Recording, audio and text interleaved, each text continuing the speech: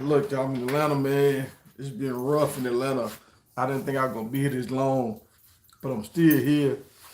Uh, I got my little friends running around the house. Everybody trying to go outside right now. Uh, so Look, y'all, let's get to it. Let's get to it. So, Colorado, the portal is open now. So, guys, it's gonna be a lot of portal news. We're gonna talk about this later on today. But it's a big D tackle. Like the number one player in the portal right now is a D tackle. I think he's from Texas A&M. So I know Colorado might have their eye on him. It's some guys that are already almost locked in with Colorado right now. I'm gonna make sure before I throw out any names, I'm gonna do all my research before I bring it to y'all. But what I want to talk about today is Florida State and FAMU. Saturday, Florida State and FAMU both won their conference titles, and the city was on fire for one day, right? The city was on fire. But now, after Florida State found out they didn't make it to the college playoffs, a lot of air was let out of their sails because they believed that they was going to be, boom, playing for the national title. All right? But the reason why they're not playing for the national title is because their star player, their quarterback, got injured in a game that was not that important, right? So y'all stay with me now. Stay with me and listen to me on this. And I'm gonna tie all this in Colorado and Coach Prime and everything. So the teams, we always thought the teams with the best record were the best teams, but the teams that has the best players are necessarily the best teams because the best players, more people want to see the best players. The best players bring in more money. Like y'all remember when LeBron James was in high school. We haven't seen LeBron James high school since he left because LeBron James was the attraction, right? So if you don't have star players on your team, it's hard to get a lot of eyes to watch your team. So with that being said, Coach Willie Sims, the coach of the Florida A&M, he made a great decision. His quarterback is offensive player of the conference for the SWAC, right? Musa, he's the player of the conference, and he also has a defensive player of the conference. I think FAMU is about to become a destination where a lot of kids flock to, like how a lot of kids was going to Jackson when Coach Prime was there, and still a lot of kids are still going to Jackson now.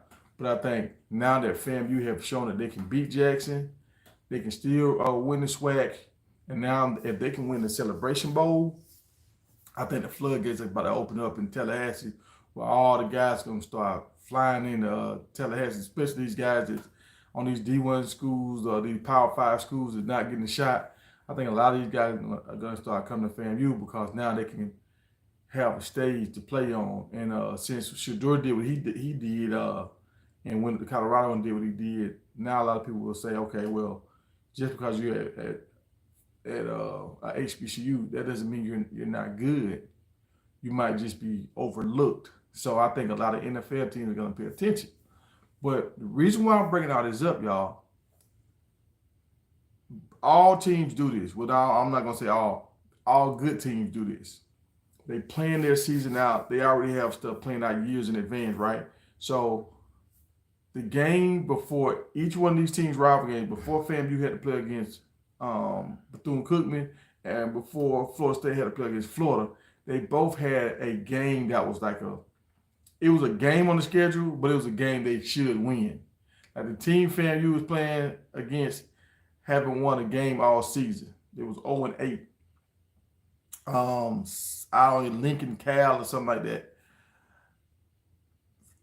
Willie Simmons decided to sit his best player, well, I'm going to say his offensive player of the year.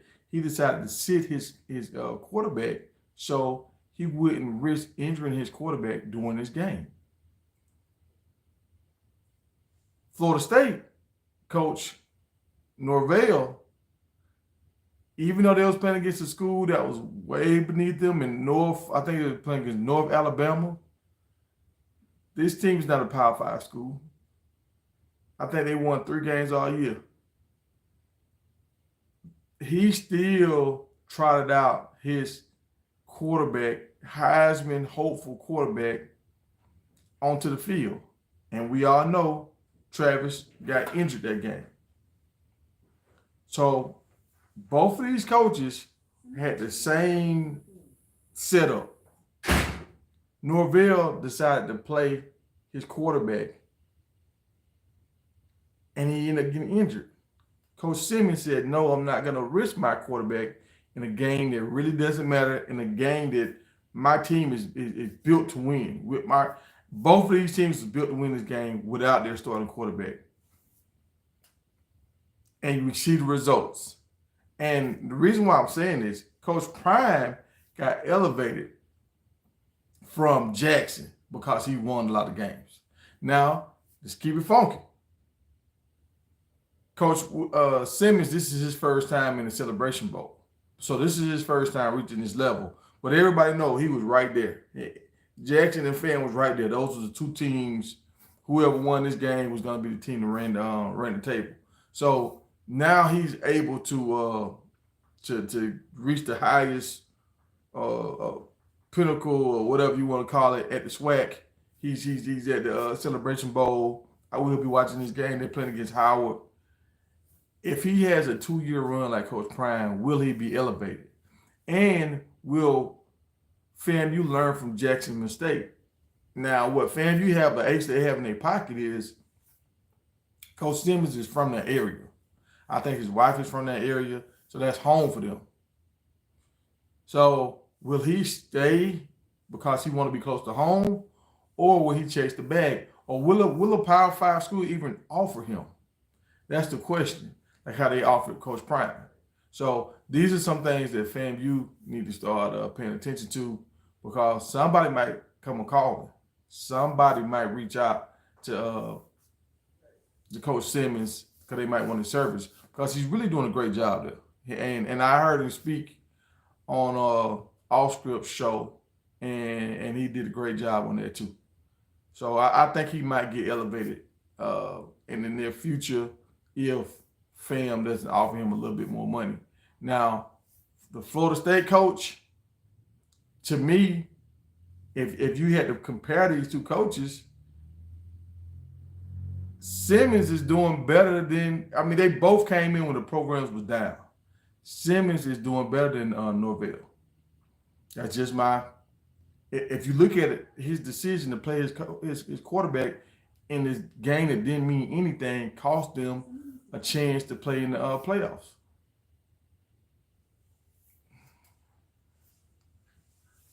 So that's the thing I want to talk about on this video, y'all. I gotta jump out here and get on the road this morning, but a lot of people are not paying attention to this.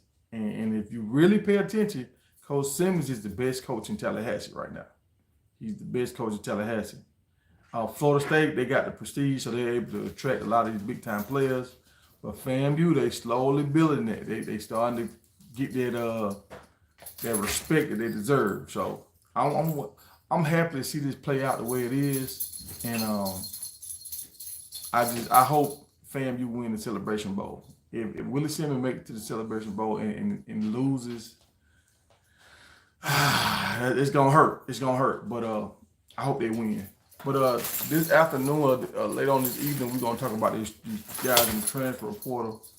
Cut it out, Shelby. We got a rattler over here right now. We got a real rattler over here. But I will go down through these transfer guys that's supposed to be coming into Colorado later on tonight, and we'll break that down, y'all. So that's all I have for y'all this morning.